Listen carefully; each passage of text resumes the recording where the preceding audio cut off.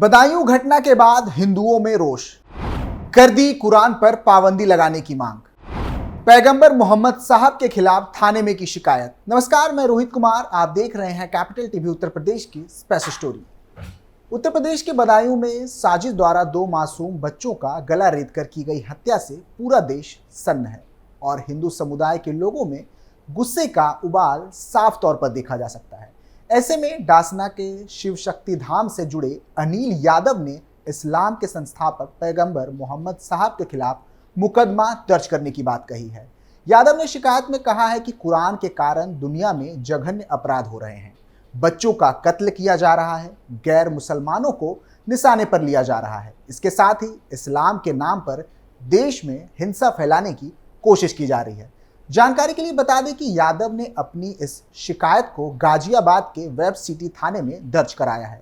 मिली जानकारी के अनुसार अनिल यादव ने अपनी शिकायत में आगे कहा है कि पिछले 1400 सालों से हिंदू महिलाओं से बलात्कार, लूटपाट, बच्चों की नृशंस हत्या आदि की वजह कुछ और नहीं बल्कि कुरान है।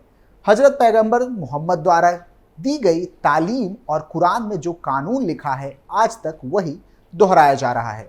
बदायूं में बच्चों की हत्या ने गजवाए हिंद की घंटी बजा दी है, जो कि हजरत मोहम्मद का सपना है। अनिल यादव ने आगे कहा कि इससे मेरी भावना आहत हुई है और हजारों हिंदुओं को गजवाए हिंद से बचाने के लिए ये एफआईआर होना जरूरी है। बता दें कि जिस गजवाए हिंद का मुद्दा अनिल यादव ने अपनी शिकायत में उठाया है, उसी के संबंध में महामंडलेश्वर यति नरसिंहानंद बात करने जामा मस्जिद जा रहे थे, लेकिन मिली जानकारी के अनुसार उन्हें रास्ते में ही हिरासत में ले लिया गया है।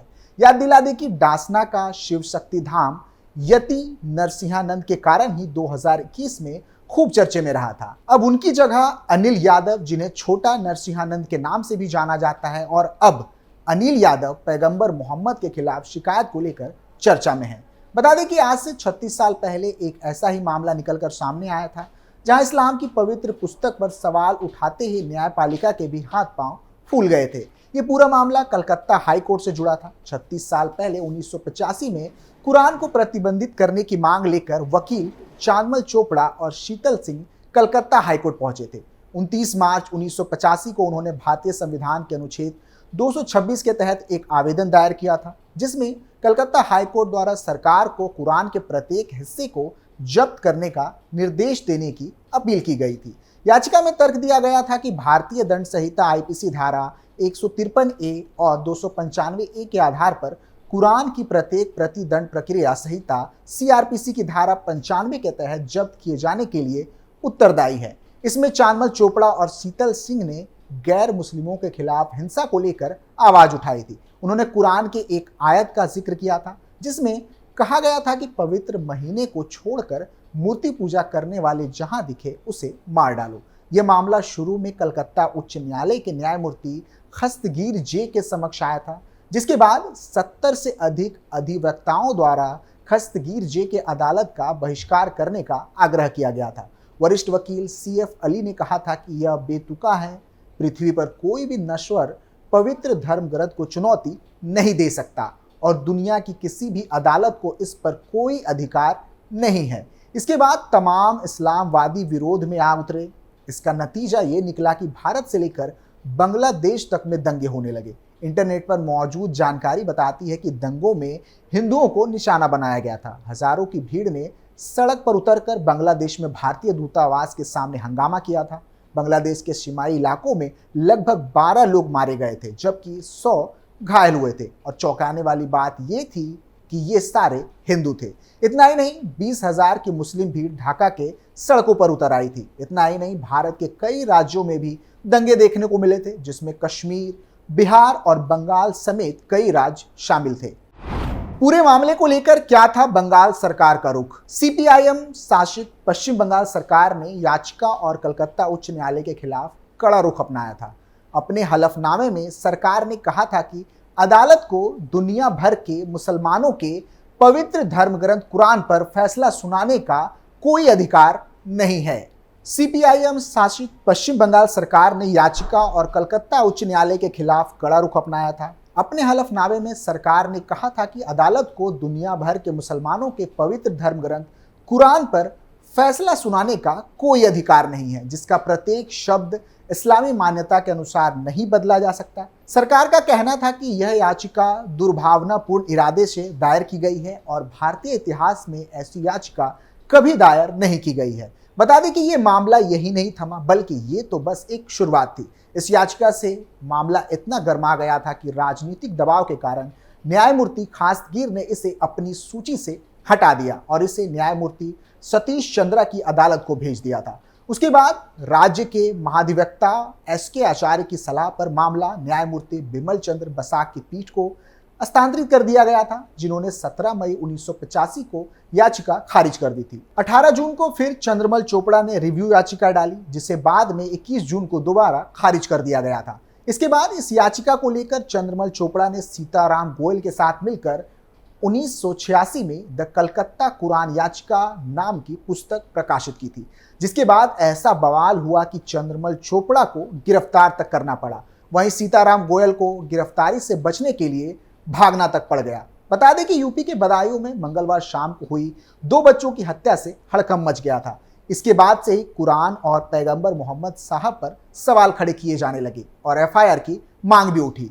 घटना की बात करें तो पुलिस ने आरोपी साजिद का 3 घंटे के भीतर ही एनकाउंटर कर दिया था। जिन बच्चों की हत्या हुई उनके पिता ने भी कहा कि साजिद से उनकी कोई दुश्मनी नहीं थी, वह बच्चों के बाल भी काटा करता था। मृतक बच्चों के पिता विनोद सिंह ने आगे कहा कि समझ नहीं आ रहा आखिर साजिद ने बेटों की हत्या क्यों की। विनोद सिंह ने आगे कहा कि साजिद के भाई जावेद का पकड़ा जाना बेहद जरूरी है, जिससे कि पता चल सके कि दोनों बच्चों की हत्या का मुख्य वजह क्या थी। क्या किसी दूसरे के इशारे पर यह हत्या की गई? बता दें कि यह घटना बदायूं के सिविल लाइंस थाना इलाके की बाबा कॉलोनी की थी, जहां मंगलवार को देर शाम साजिद नाम का शख्स अपनी दुकान के सामने वाले विनोद सिंह के घर आया था। इस दौरान उसने विनोद सिंह की पत्नी से 5000 रुपए भी मांगे थे। जब रुपए ले लिए तो उसने कहा कि तबीयत कुछ ठीक नहीं लग रही और छत पर चला गया, जहां दोनों बच्चे आयुष जिसकी उम्र 12 साल और आहान जिसकी उम्र 6 वर्ष बताई गई थी, उसने उन पर हमला कर दिया, जिसमें उसकी मौत हो गई। साजिद के भाई जावेद के खिलाफ FIR दर्ज। बच्चों के पिता विनोद सिंह की ओर से बदायूं के सिविल लाइंस थाने में FIR दर्ज करा दी गई है। इसमें साजिद के साथ साथ उसके भाई जावेद को भी आरोपी बनाया गया है। पुलिस ने साजिद को एनकाउंटर में ढेर कर दिया है। अब जावेद की तलाश हो रही है। पुलिस जावेद की तलाश में संभावित ठिकानों पर छापेमारी कर रही है। बच्चों की हत्या जिस हथियार से की गई थी, पुलिस ने उसको आरोपी साजिद के पास से बरामद कर लिया है। हालांकि इससे पहले बरेली जोन के IG ने कहा था कि इस घटना में एक ही आरोपी साजिद था। जिंदा बचे बच्चे ने क्या बताया? इस घटना के चश्मदीद मृतकों के भाई युवराज ने बताया कि साजिद ने मेरे बड़े भाई से चाय मंगवाई थी और छोटे भाई से पानी मंगवाया था। जब बड़ा भाई चाय लेकर आया तो उसको मार दिया गया और फिर छोटा आया तो उसे भी मार दी गई। मेरा छोटा वाला भाई चीखता रहा, तब मैं ऊपर गया।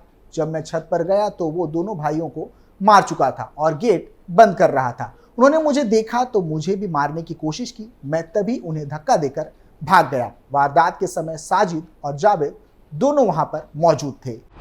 बदायूं के SSP ने क्या कहा? बदायूं के SSP आलोक प्रियदर्शी ने बताया कि कानून व्यवस्था पूरी तरह सामान्य है। हम सोशल मीडिया पर नजर बनाए हुए हैं। आरोपी साजिद अपना नाई का खोखा पीड़ित परिवार के घर के सामने रखता था। उसके घर में आना जाना भी था। मंगलवार शाम 7:30 बजे वह घर के अंदर गया और छत पर खेल रहे दोनों बच्चों की हत्या कर दी। जब भीड़ ने उसे पकड़ने की कोशिश की तो वो निकलकर भाग गया। पुलिस को सूचना मिलते ही पुलिस ने मौके पर पहुंचकर स्थिति को संभाला। पुलिस ने घेराबंदी कर उसे पकड़ने की कोशिश की तो उसने पुलिस पर फायर किया और जवाबी कार्रवाई में उसकी मृत्यु हो गई। फिलहाल के लिए इतना ही। आप देखते रहिए कैपिटल टीवी उत्तर प्रदेश। नमस्कार।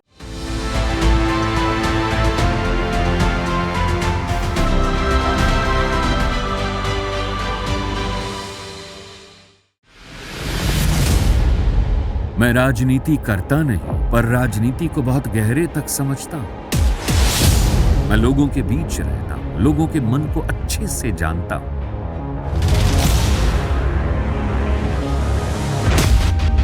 पब्लिक और पॉलिटिक्स की हर नब्ज को खूब पहचानता हूं।